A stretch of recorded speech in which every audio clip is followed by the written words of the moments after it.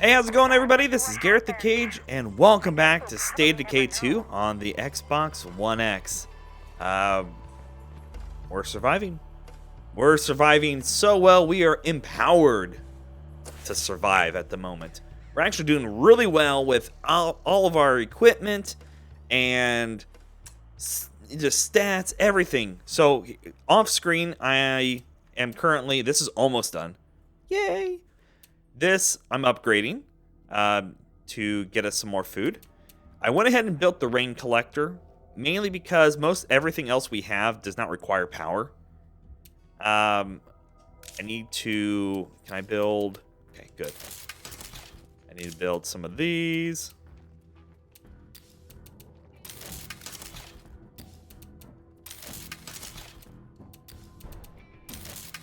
That'll be upgraded here soon.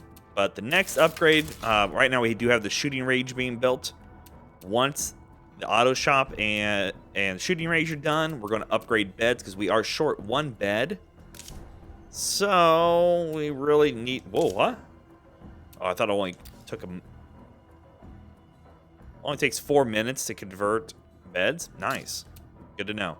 So that's got almost 3 minutes left.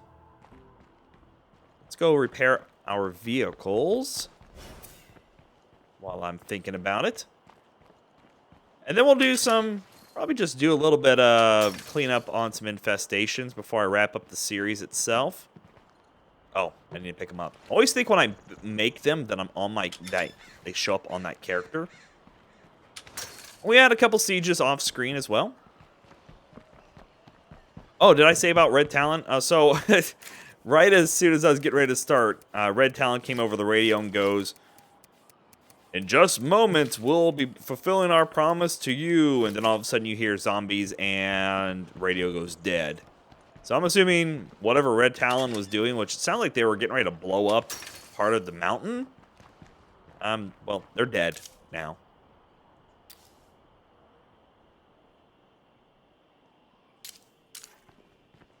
Ooh. I also need to keep an eye out for food. Repairing the vehicles right now is the most important thing. Truck is good.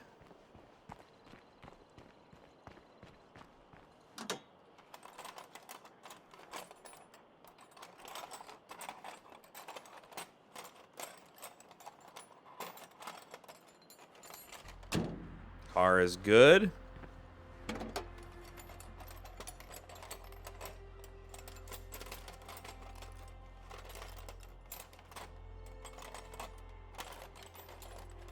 And car is good.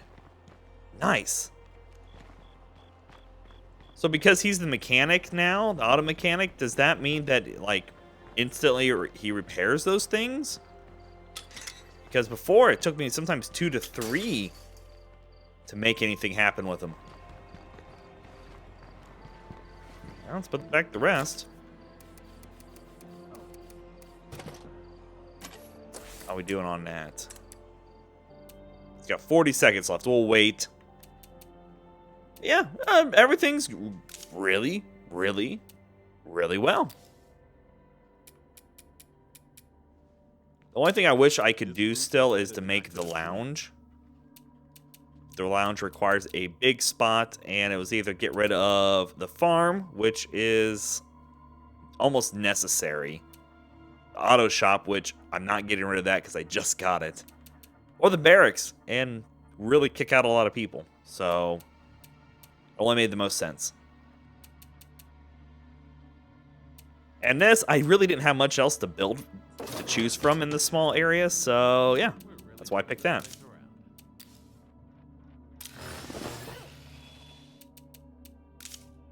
So, craft vehicle upgrade kits, body reinforcement, spend some parts to temporarily reinforce our cars against damage, 30% reduction to loudness. Oh, of course. Oh. Yeah. There we go. It's a generator on it.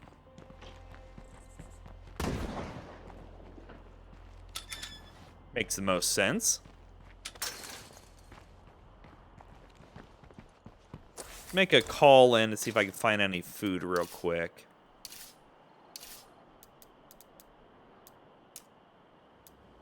Somebody out there must know where we can scavenge for more supplies. I'll find someone in the network to handle that.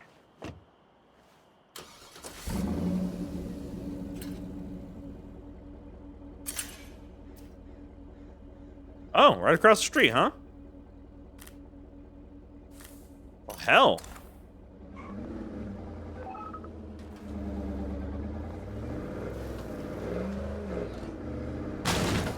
Also, I have a parking spot over here, too. Look at that. Really looking out for everyone, you know?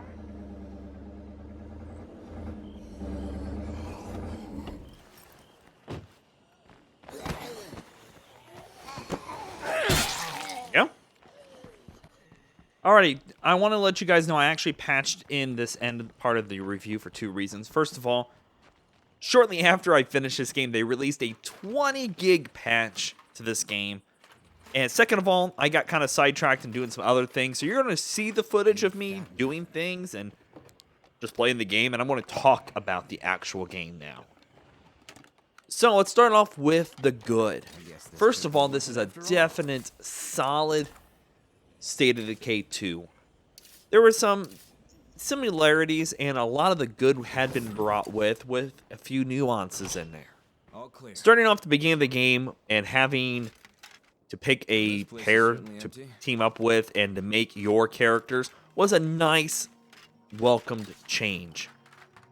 However, the beginning did start off almost too similar to the first game, and for other reasons, I'm like, come on, you could have tried to make it a little more fresh, but it worked, it got us going.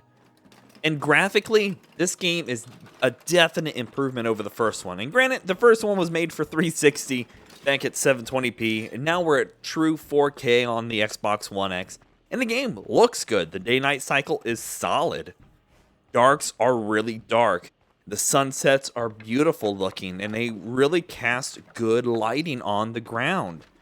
Buildings are dark and deep, and you have to be careful of your corners, and that's appreciated to me.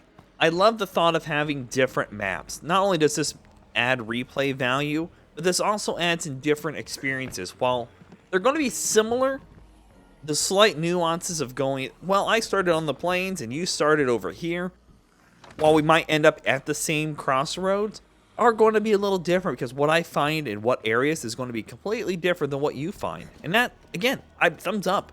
Seeing how many more places we could scavenge and look for equipment and dig around is a definite plus in my book. Again, I love management games, and I love scavenging games. I'm a hoarder. I'm bad at Skyrim. I take every piece of everything I find, and I throw it in a bucket, and I go, I might need that one day. And this is that exact same thing, except for I have to watch my management skills. I have to be careful, which I did appreciate that they not only give you, starting off at 4, but 5 and 6 slot backpacks. No, they started off at 6, 7, 8. My apologies. And then you had the 2 pockets of your vest or your coat or your pants or whatever. I love that, because it really made you pick what you wanted to take with you. And you had to be careful, because there were many times that I have to go, I either have to drop something or I have to come back for something. I also loved the vehicles, having to put gas in them, and how they were almost glass cannons was a welcomed change. The first State of Decay, the cars were almost too powerful, and having me really make decisions on how I use my vehicles was a positive. Too many times did I have a car catch fire, break down on me, run out of gas, because I wasn't careful. And that makes or breaks your game, especially for your survivors. 2 things I would have added to the vehicles. The first one is fixing your car makes sounds.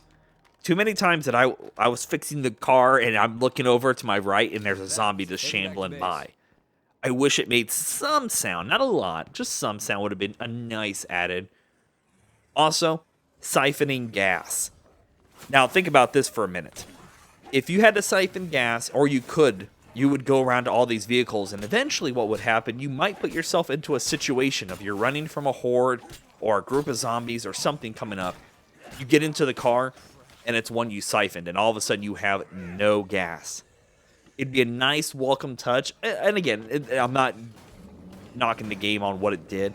Those are those little things I thought of as the game was going on. I was like, that would be awesome. The survivor models also looked fairly decent as well, along with their specialties. I thought that was a great little change and a good way to really build your base. Now, personally, I brought everybody in.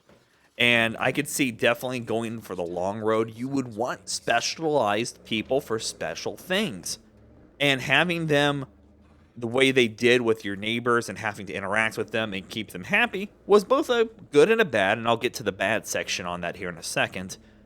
Obviously, you'd go talk to them, help them out, and then you get to learn about them. And you go, meh, I don't really want you to be part of my team. And eventually you ignore them. And eventually they move out and new ones move in. It's a great way to keep the NPCs rotating. I also love the concept back on the buildings. I love the concept of how bases worked. I love that the little ones, you had so many little things to go with, so many big rooms, and all those buildings made sounds when you started working on them that amplified as you did more or bigger projects. Also, the mod system worked very well also. Those are huge thumbs up in my book. And even at the biggest place, I still had to make decisions on what I wanted to put where. And I had to leave a few things off. And then the outpost concept of going, well, you can go get an outpost, and that will help you out a bit. And spending points to do that, again, another huge plus in my book. Loved it. Now, let's talk about the bad. 99% of this is all graphical problems. The screen tear across the center through most of the game when I was driving, having that line flicker across the center, it's unacceptable. That shouldn't be here. Along with that, the flickering UI we had on several occasions. It's like I was in a DeLorean getting ready to hit 88 miles an hour. And all of a sudden, I just start flickering and I'm phasing out of the world. I don't understand how that got by testing. Another thing that I wish the game had was a single player mode. Now, while the story would be hard to travel between location if you moved, giving me an end goal other than blowing up the plague hearts, which were kind of mediocre in my opinion, would have been nice, because blowing up the plague hearts really didn't do much for me. Again, a couple Molotovs, a couple shots with my gun, and they were gone. There were some harder times as things went on. There are many times that I got close to dying. But for the most part, it really didn't satisfy that completionist in me. Also, the AI interactions were not always the best. Several times, my partner would just disappear on me. We've seen that happen. I also had the time off screen that all of a sudden he would just teleport to me and start running back home. Until I went back home and dismissed him.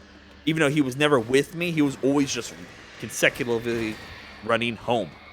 And then my character there was a time that we got shot up to the roof, and another time we got put underground.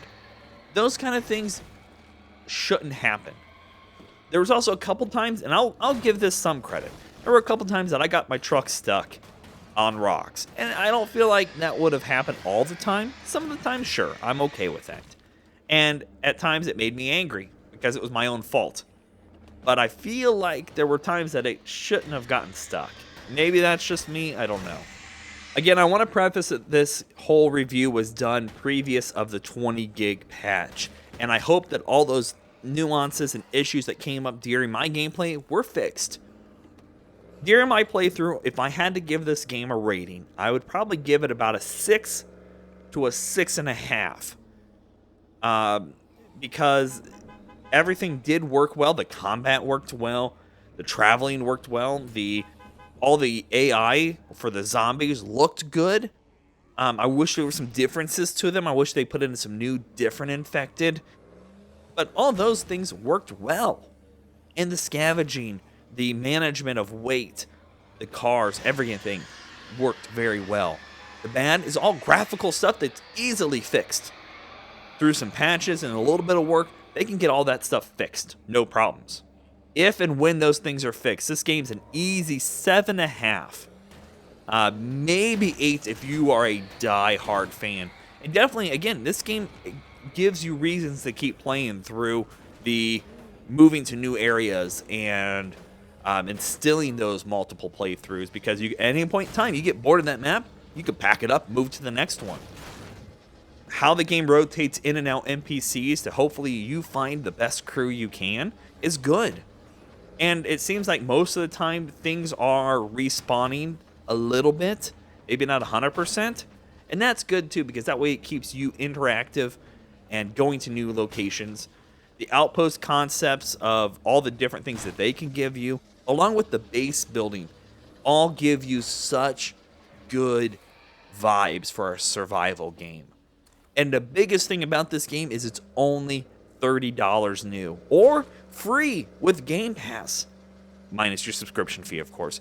But either way, I think for $30, this game's hard to beat, and that will help push you to that 8 mark once those glitches and bugs are fixed. Either way, I think you should definitely give State of Decay 2 a try, and if you pick it up and you really like it, go back and play the first one, because it's still a lot of fun. And you can pick that one up between, I don't know, about, you can find it sometimes anywhere between $15-ish to $20, depending on where you're shopping. Some people are selling the code for as low as $10 on some places. Be careful with that, of course. But overall, yeah, I'm just going to end it there. I enjoyed the game. It has a lot of potential to be better than what it is, and I'm excited to see that Dead Labs is now officially part of Xbox and what they plan on doing for the future. It's an easy game they could even sell map packs to. Come up with new concepts and new areas for them to visit. And I would instantly hop back in and give it a try. On that note, if you guys want to see more State of Decay, let me know in the comments. I'll go back out and I'll pick up a copy again and I'll play some more of it. I enjoy this game. I just know that I could play this forever and be happy once those bugs are fixed. Either way, I'm going to end it there, and I hope to see you guys in the next episode. I appreciate everybody for watching. Thank you so much. If you can, give the video a like. It does help us out quite a bit. Also, check out the channel because we have tons and tons of videos going on over there. Until next time, you guys, stay frosty.